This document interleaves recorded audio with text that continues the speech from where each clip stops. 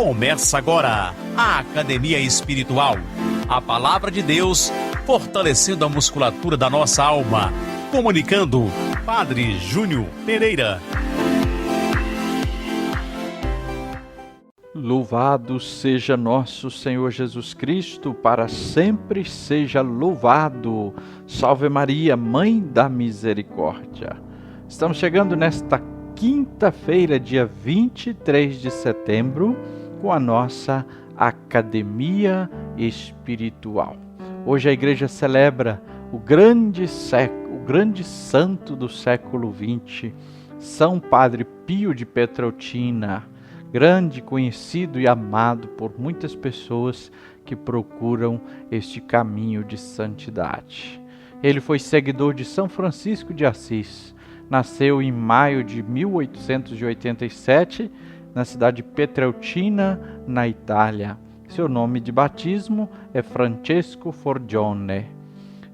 Desde criança era muito assíduo às coisas de Deus, de uma inigualável admiração por Nossa Senhora e por Jesus. Ele foi um santo que recomendava muito as pessoas a terem amizade e devoção ao anjo da guarda, e assim estreitava entre os fiéis a intimidade com aquela experiência tão forte do cuidado do anjo da guarda.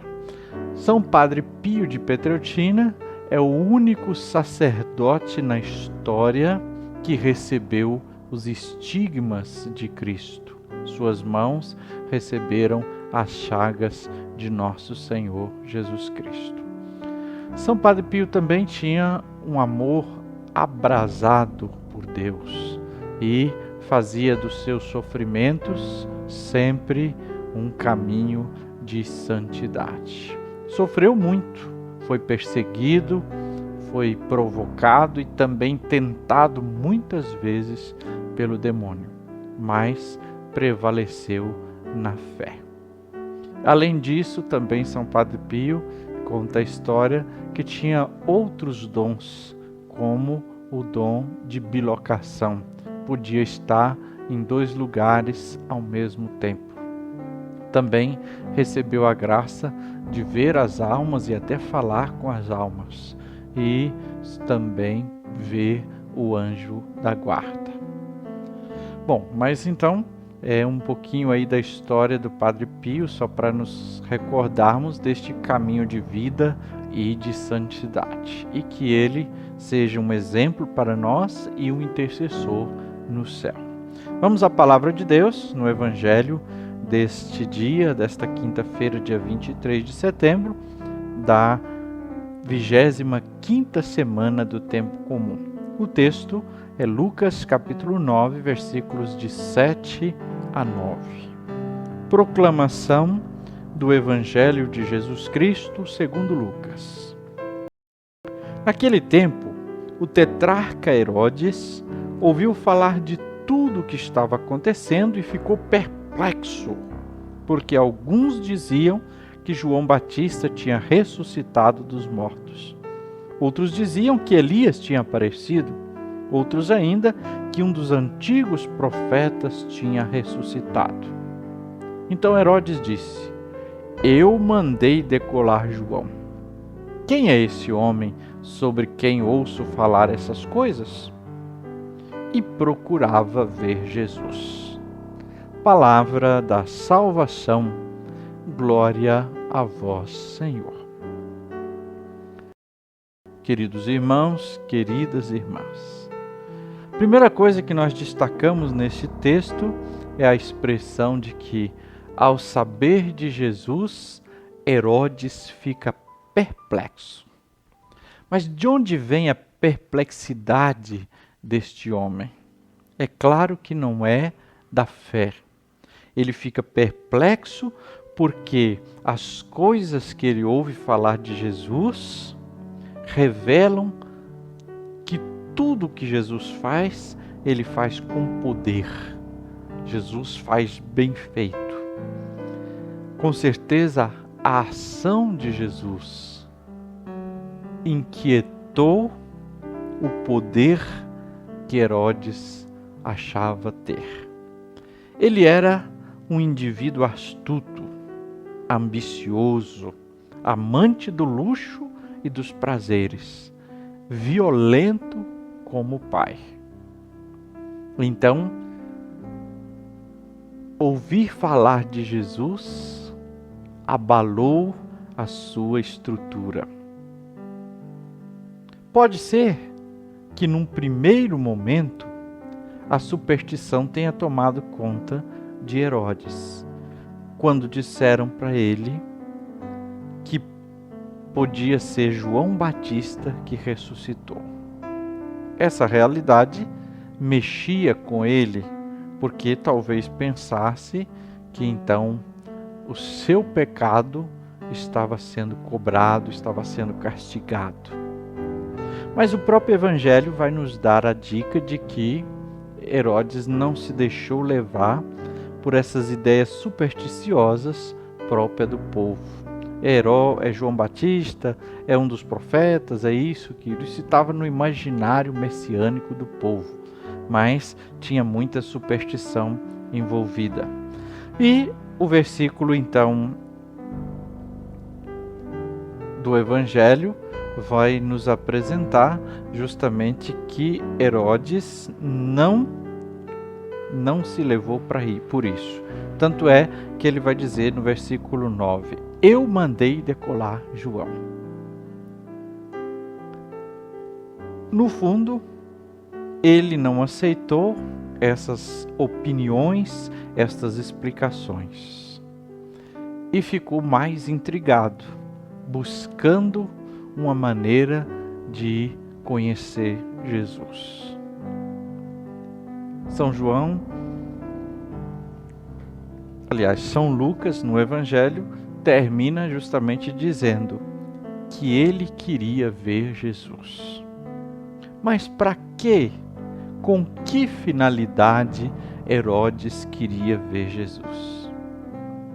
É claro que a finalidade dele não era pura, não era um desejo de discípulo. Ele queria ver Jesus porque nenhuma daquelas opiniões satisfaziam a sua curiosidade. E porque então ele não tinha uma resposta que lhe satisfizesse. Ele não sabia de Jesus. E aquilo mexia com ele. Ele, o Todo-Poderoso, estava perdido nessa questão. Herodes queria ver Jesus pessoalmente, mas só vai ter a chance de ver Jesus na ocasião da paixão, quando forem levar Jesus até ele.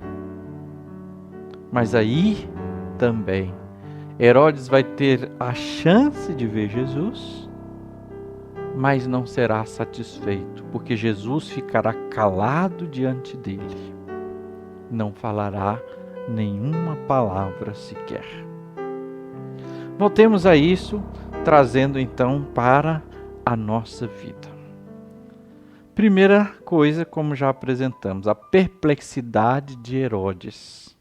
Pode ser a perplexidade de muita gente que já ouviu falar de Jesus, que já ouviu falar do cristianismo, que já foi batizado, mas vive a vida como quer. Fica perplexo, mas não sabe de fato quem é Jesus. Não experimentou uma vida, um encontro com Jesus. Outros vão ter uma concepção de Jesus que também não é verdadeira. Uma concepção de Jesus baseada em ilusões ou superstições e etc. Outros vão querer ver Jesus, mas para quê? Não é para se tornar discípulo, para seguir e obedecer a Jesus, mas para satisfazer a sua vontade ou talvez as suas necessidades. é preciso querer ver Jesus com a intenção do discípulo, ver Jesus pela fé e aderir a Ele com a vida. Assim, a palavra de Deus hoje nos faz um apelo: querer ver Jesus. Mas quem é Jesus? E também apresenta a condição: somente com a fé e a intenção de discípulo é que se poderá fazer de fato um verdadeiro encontro com Jesus. E a advertência: é preciso discernir corretamente sobre a pessoa de Jesus. Não é para ficar por aí perplexo, mas não assume Jesus. Curioso, supersticioso ou querendo ver Jesus por interesses pessoais e etc. E agora a nossa academia espiritual. A palavra de Deus fortalecendo a musculatura da nossa alma. Primeiro passo, o alongamento. Coloque-se na presença de Deus, invoque o Espírito Santo com seus dons, com sua luz. Pode, se você já tem o costume, ajuda muito a acender uma vela e aí então fazer a sua oração, o seu pedido para que a luz de Deus invada a sua vida. Segundo passo, o aquecimento. A compreensão de Jesus e da sua ação dependem de um envolvimento pessoal com Ele e da disposição de acolher a sua mensagem, deixando-se transformar por ela. Responda: como é que eu estou me envolvendo pessoalmente com Jesus? E que disposições eu tenho para que a sua mensagem, que a sua palavra transforme a minha vida? Terceiro passo, o treinamento. Hoje, aproxime-se de Jesus através de um tempo especial de oração. Como é quinta-feira, se você tiver possibilidade, vá até uma igreja, seja em qualquer horário do dia, ou seja à noite, talvez na celebração da missa e adoração ao Santíssimo Sacramento. Faça uma adoração a Jesus, faça esse encontro com Jesus.